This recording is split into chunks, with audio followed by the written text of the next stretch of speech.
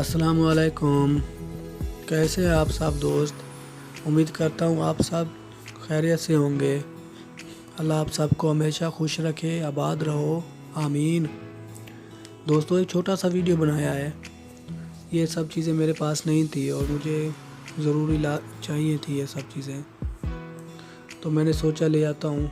और आप सब ये देखें, मैंने ये सब लिया है और सब्ज़ियाँ भी मैंने ली हैं। और आगे चल के मैं आप सबको ये बताऊंगा कि जिनके पास छोटा सा फ्रिज होता है ना, जिसमें ज़्यादा चीज़ें नहीं, और जिनके पास फ्रिज छोटा होता है ना, तो उसमें ज़्यादा चीज़ें नहीं रखी जा सकती, ना ज़्यादा सब्ज़ियाँ रख सकते हो। तो और भी काफ़ी चीज़ें होती हैं। तो मेरे पास भी एक छोटा सा फ्रिज है, तो मैंने सोचा कुछ सब्ज़ियों को मैं फ्रीज़ कर लेता हूँ, जब ज़रूरत पड़ी तो मैं बना लूँगा। और जब बनाया जाता है तो बिल्कुल ताज़ा होती हैं।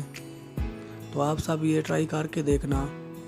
और मेरी वीडियो अच्छी लगे तो लाइक, शेयर एंड कमेंट करना मत भूलिएगा। और मुझे बताइएगा कमेंट में कि आप सबको कैसा लगा।